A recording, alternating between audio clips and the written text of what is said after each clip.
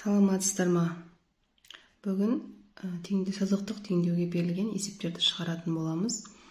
Бүгінгі есептің номері 783 есеп. Алдымен бірінші теңдеуді шығарайық. Бізде бірінші теңдеуді ортақ бөлімге келтіру керек болады. Ортақ бөлімі бізде 4 пен 3-тен көбейтіндісі, яғни 12 болады. 12. Енді 12 деп бірінші бөлшектің бөлімін жазып аламын да, бірінші бөлшектің бөліміне барып бөлемін. 12-ні 4-ке бөлемін. Бізде 3, яғни мына теңдеудің төбесіне жазамын. Тоқтауыш көбейткіш болып есептеледі. 7-нің төбесінде 12-нің өзі жазылады. Және 12-ні 3-ке бөлемін. Мына өрнекке 4-тен келеді. Енді теңдеуді жазайық. Бөлшектің бөлімі болмайды бұл жерде. Жалғастырайық. Енді 3-ті x-қа көбейтемін. 3x минус 3-ті 5-ке көбейтемін. 15 тең болады. 12-ні 7-ге көбейтемін. 84 азайтылған. 4-ті 2x-қа көбейтемін. 8x қосылған болады. Өйткені алды таңба минус болса, мына таңба өзгереді. Минус 4-ті 11-ге көбейтемін. 44. Жақсы. Арғара енді өрнекті ықшамдаймыз. Қалай ықшамдаймыз? Бірінші жазайық. Бірінші мына теңдеудің сол жағын есептеп аламыз. 3x минус 15 тең болады. 84-ке қосамын 44-ті. 128 минус 8x. Теңдеу осы түрге келді. Енді арғарай x-тарды біріктіреміз, натурал сандарды біріктіріп, теңдеуімізді тағы да ықшамдайтын боламыз. Сонда 3x 8x мұнда плюс болып шығады. Плюс 8x тең болады.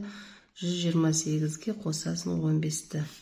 Сонда 3x-ке 8x 11x тең болады. 128-ге 15 қосам 143 болады. X тең болады. 143-ті 11-ге бөлеміз. Бізде 13-ке тең болады. Сонда бірінші теңдеудің жауабы 13. Келесі екінші теңдеуді шығарайық.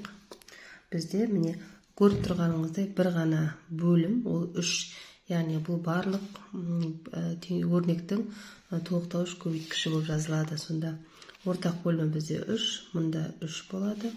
Бөлімі 3 болса, жоғарысына 1-ден кетеді, өйткені өзі тұр. Келесі өрнектің ортақ бөліміне де 3-ті жазамыз. Енді арғарай көбейтіп есептейміз. 3-ті 5-ке көбейтемін. 15 қосылған 7x минус 12 тең болады. 3x қосылған 39. Өрнекті ықшамдаймыз. 15 азайтылған 12 3 болады. 3 қосылған 7x. Бірінші мына сол жағын есептеп алам. Тең болады. 3x қосылған 39. Енді 7x, мұнда 3x плюс болып тұр. Мұнда шығады 4x болады. 39-дан 3 аламын. 36. X тең болады. 36-ны 4-ке бөлемін. 9-ға тең болады. Келесі теңдеу үшіншісі. Енді қараңыздар. Бөлшектің бөлімі 6, 3 және 2. Енді осы жерде тұрған санның ең үлкені бізде 6. 6 3-ке де бөлінеді, 2-ке де бөлінеді. Яғни біздің берілген ортақ теңдеудің ортақ бөлімі 6-ның өзі болады. 6-ны 6-ға бөлем, мұнда 1-ден келеді. 6-ны 3-ке бөлем, мұнда 2-ден келеді. 6-ны 2-ге бөлем, мұнда 3-ден келеді. Болды, енді ортақтың бөлшектің бөлімін жазбаймыз. Алымын көбейтіп, тоқтауыш көбейткіштермен теңдеуді шығарамыз. 1-ді мынау өрнекке көбейтсек, 2 минус 7y-тің өзі шығады. Қосылған 2-ні жеке-жеке көбейтеміз. 8y қосылған 14 тең болады. Минус 3y болады. Енді теңдеудің сол жағын есептеп алайық.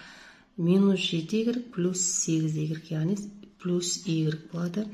2-ге қосамыз 14-ті. 16 плюс 16 тең болады минус 3y. Міне 16 мұнда плюс болып тұр, мына жаққа ол минус 16 болып шығады. Сонда y-ті 16-ны 4-ке бөлемін, минус 4-ке тең болады. Жауабы минус 4. Енді осы 783-ші есептің 4-шісі шығарайық. Жаңағыдай ең үлкен сан, яғни 4-ке де 3-ке де бөлінеді 12. Яғни ортақ бөлімі 12 болады. 12-ні 4-ке бөлем 3-тен, мұнда 4-тен келеді. Сонда жазамыз 7y минус 1 минус міне 3y алды минус, мына өзгереді минус 3 тең болады 8y қосылған 20. Енді ұқсас қосылғыштарды біріктіреміз. 7y минус 3y 4y минус 1 минус 3 минус 4-ке тең болады 8y қосылған 20. 4y минус 4, яғни ұқсас қосылғыштарды біріктіріп атырмын. 8y плюс 20.